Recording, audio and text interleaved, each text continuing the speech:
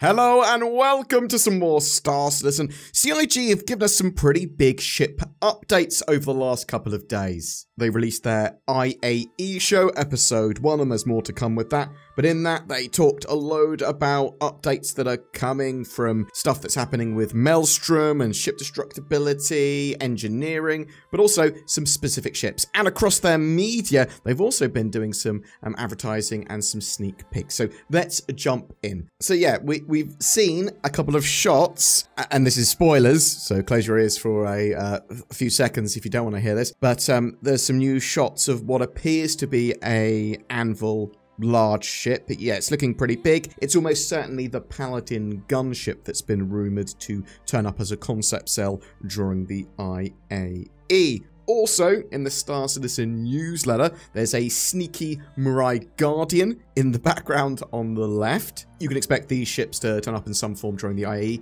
even if it's just for concept sale on the website, potentially coming out relatively soon over the next, like 12 months or so. The Guardians, I would expect to be almost ready. They talked a bit about PDCs, the point defense cannons. So Polaris has obviously got them. Capital ships and larger ships should get PDCs, the systems that automatically shoot at fighters, missiles, and torpedoes. So the 890 Jump is going to get them. The Constellation Phoenix has them as well. I believe it's one of the smallest ships that has them. What Retaliator modules are going to be coming next? So they said probably the dropship and HAB ones are coming next. What potential Caterpillar modules maybe get? Some for exotic cargo, maybe ones for mini carrier, med bays. It sounds like there's quite a lot of ideas around the Caterpillar modules. The Constellation will be getting an update. It's not going to be like another version like they have with the Hornets, but it should be getting a reasonable update to bring it up to gold standard. CIG often have a Pokemon-esque internal codename system for their sort of ships in production that they either haven't named yet or don't want to get out to the public. Beyond the Terrapin Medic and the Ghost and Tracker Mark II Hornets that we already know about, what's the next variant of a ship coming out? And they said the Super Hornet Mark II. I'm actually pretty excited for that, although a lot of people will just be like, there's the Mark II F7A already, and that's probably a better ship. Moving into some more 4.0 specific things. Well, 4.0 is back on the EPTU. It's Wave 1, so we can talk about it, make videos on it, and that sort of stuff, but also it's got a larger audience than just EVOCATI. In that patch, the Carrack has been updated to include the option to deploy and undeploy its blast shield. There's also the ability to open and close the cargo pods for outside access to load cargo in and out of the ship. This is very much what the Carrack needed. There are some issues they're trying to work out with that in the current patch, though. Also, in that patch, they've added FOIP updates and tracking refinements for that, so FOIP should be in a much better state face over IP. They've made further missionary factor progress, so more missions will be available, but it's still very much a work in progress. This will also disable the service beacons tab for the initial 4.0 release, but will not affect medical beacon use. Also, for 4.0, many missions will be localized, some down to the exact point of interest you are at. They've also split objectives in the contract panel based on whether they're in the player solar system or not for displaying distances and sorting. The quasi-grazer space cows are in 4.0 now, and they've got loads of variants of them. They also have updated a load of the core tech, making loads of performance gains, stability gains, and that sort of stuff. They've also made a FPS AI cover usage polish pass. They did warn that sort of client stability was a bit shaky with this patch, and they're going to be getting a hotfix out to address that if it's not already been done. Loitering around jump points seems to cause the instability, but they're very much testing those new bits, jump points, contested zones, pyro in general, and server meshing, in addition to general stability and polish and bug fixing. Going back to that IAE show episode, though, they talked to John Crew and Rich Tyree about ships' times to kill, and that sort of increasing. So they're actually moving toward a new system, time to disable. So loss should matter. Ships won't always explode into confetti. Most of the damage is now going to be based on what component is taking damage, and if that component fails, or the relays fail, or the systems fail there, then your ship will become less effective, it will take attrition damage, it'll start going, I'm throwing up sort of malfunctions, or that component has ceased to work. That means I can't use my engines, or I don't have any more power. A lot of people have compared that to like a first-person FTL, and effectively that is what the engineering and resource network system is, though. So physicalized damage is tied to the Maelstrom system as well, and they're going to be having a system which works out the speed and force of projectiles, exactly what that hits. That causes damage to your hull. It can rip ships apart. It can damage the components underneath them. Ships' components and circuits will sort of dictate if your ship is disabled or not. Ships will typically only explode if something like a power plant goes critical and then isn't sort of dealt with by engineers. Loss will matter in the new system. If insured, it will still take time for you to get your ship back when it's lost, though small starting ships or racing ships, stuff like that, should be readily available if you lose them when claiming them back. But yeah, if you start taking damage or taking damage over time, systems are going to start malfunctioning.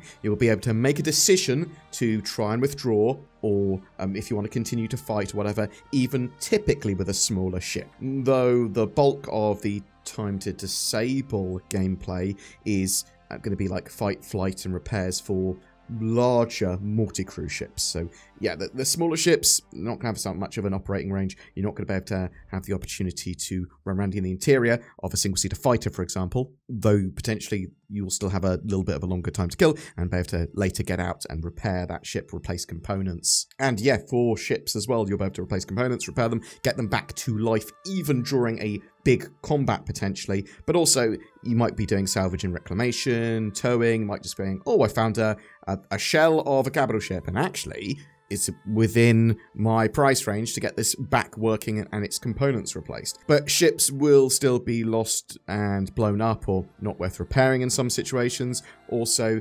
stealing other people's ships or getting them off them, you might have to get them re-registered, and there's like the council guild that will help you do that potentially. Solo players will be able to get involved with community activities, as it were, or with other players by, you know, running a repair ship and responding to requests or salvaging, getting involved in those roles. You don't have to have anything more than like a vulture salvage ship or something like that. You can run a ship solo, get involved with all of that other gameplay which crosses over with other players. And they are going to be more sensibly balancing PvP and PvE gameplay for a whole range of difficulties and scales. If you're fighting NPC pirates as well and bandits, their ships may often explode more because they're run down. It's going to be a bit of risk versus reward versus effort. You're not going to be able to capture every single ship and have this ridiculously giant fleet because you've gone, well, now I've taken out this pirate ship and now I've got this pirate ship, and every ship you fight you're able to take over. Yeah, a lot of them are going to explode. I suppose smaller ships potentially are more likely to explode, right? Because it's going to be harder to deal with sort of critical malfunctions, and you're going to have to sort of eject. Because it's unlikely during a dogfight you're going to be able to exit your single-seater fighter, fly around, replace the power plants or repair it, and then get back in your ship. Boom! That's it for your updates today. The IAE is in full swing. We'll be covering that pretty much every day. I'm excited for it. Are you excited for Alpha 4.0? Are you playing it already? Do you like all the updates they were talking about there for ships times to kill and 4.0 stuff with the Carrack, getting the blast shield? Are you going to be picking yourself up one of those new ships that are turning up at the IAE? And what are you most excited for? Tell me that, and whatever your questions are in the comments below. Boom! Have you used your brain thoughts to think about getting a Tobii eye tracker for your eyes for Star Citizen? It gives you natively supported high precision head and eye tracking in-game for unparalleled immersion. And they're on sale, 20% off at the moment until the 3rd of December. Use the links below to get that fabulous offer, or go to tobii.gg/BoredGamer. Welcome to the Intergalactic Nord Expo, where there's only one vehicle here, the vehicle for better internet security, accessibility, and privacy. I wish I could watch Netflix in Japan or Pyro or whatever. Boom! I can, and I'm so protected. It's not a concept. You can fly with nordvpn.com/BoredGamer today. And with NordVPN, you don't need any variants, but it is pay to win because you need to buy it or get a subscription, and then you win. Use the links below to get massive discount. November is all about the Intergalactic Aerospace Expo. We've partnered with the Star Citizen organisation Lunar Wolves for a massive giveaway. Commenting on any of my videos during the month gets you a chance to win one of 4 ships: a Zeus MR, an Ares Ion, a Drake Corsair, and even a Cutlass Black. all courtesy of those beautiful Lunar Wolves. But wait, there's more. Sign up to the Lunar Wolves recruitment page, link down below, for a chance to win an RSI Polaris with lifetime insurance. They're recruiting, you might be looking for an org. I'll chuck some further information and terms and conditions and stuff in the video description as well.